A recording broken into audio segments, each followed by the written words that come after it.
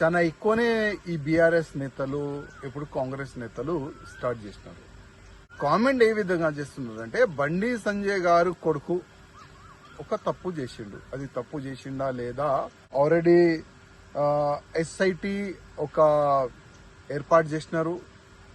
ఈ ఎస్ఐటి పెట్టిన తర్వాత ఎంక్వైరీలో అసలు వాస్తవం ఏంది అది మొత్తం బయటికి వచ్చేస్తుంది. ఇవాళనే రేవంత్ రెడ్డి గారు డీజీపీ గారితోని కమిషనర్ గారితోని మాట్లాడి అసలు బండి సంజయ్ కొడుకు కేసు ఏంది వివరాలు కూడా మన ముఖ్యమంత్రి గారు తీసుకున్నారు. ముఖ్యమంత్రి గారు అడిగినారు కూడా, బండి సంజయ్ కొడుకు పైన కంప్లైంట్ చేసి చాలా రోజైంది, ఎందుకు యాక్షన్ తీసుకోలేదని ముఖ్యమంత్రి గారు కూడా అడిగినారు. పోక్సో కేసు కింద బండి సంజయ్ గారి కొడుకు పైన కేసు అయింది. అసలు ఇది కుట్రనా లేక వాస్తవం ఇది కేసు అయిందా, ఇది తప్పు జరిగిందా, ఈ ఎస్ఐటిఓలు మొత్తం ఎంక్వైరీ చేసి రిపోర్ట్ అయితే పెడతారు.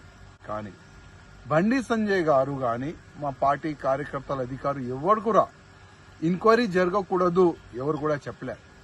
బండి సంజయ్ గారు ముందు నుంచి చెప్తున్నారు, ఒక్కవేళ నా కొడుకు కూడా తప్పు చేస్తే ఎంక్వైరీ చెయ్యండి, వేరేకి శిక్ష ఏ విధంగా ఇస్తారు నా కొడుకు కూడా ఆ శిక్ష వేయండి, మేము రెడీ అని బండి సంజయ్ గారు ముందు నుంచి ఈ మాట చెప్తున్నారు.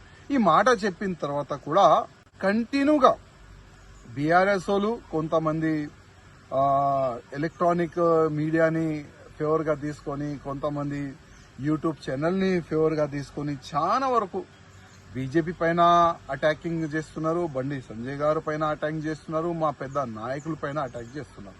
చేయని వాళ్ళ అలవాటు.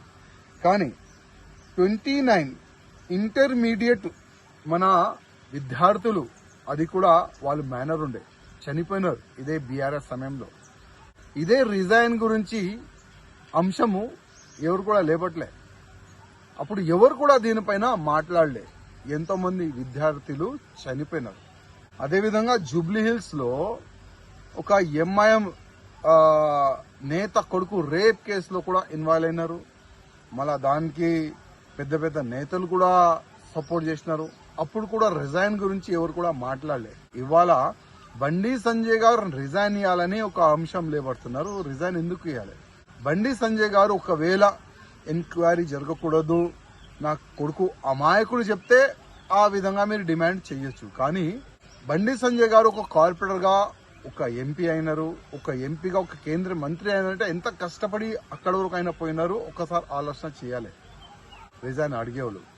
కానీ మీకు రాజకీయం ముఖ్యం, మీరు రాజనీతి చేస్తారు, నో ప్రాబ్లం. కానీ బండి సంజయ్ గారు గురించి తప్పుగా ఎవరు కూడా మాట్లాడొద్దు. ఎంక్వైరీ జరుగుతుంది, పక్కా ఎంక్వైరీ జరగాలి. ఒకవేళ బండి సంజయ్ గారు కొడుకు తప్పు చేస్తే శిక్ష కూడా తప్పు 100% ఉంటుంది. దానికి బండి సంజయ్ గారు గాని ఏ భారతీయ జనతా పార్టీ నాయకుడు గాని అడ్డు రారు. 100% ఎంక్వైరీ జరుగుతుంది. ఆ ఎంక్వైరీలో ఏమొస్తుంది అది నేను చెప్పలేను. కానీ మా పార్టీ నుంచి క్లియర్ గా ఒక మెసేజ్ ఉంది, ఎవరైనా తప్పు చేస్తే శిక్ష పక్కా ఉంటుంది. అది ఎవరైనా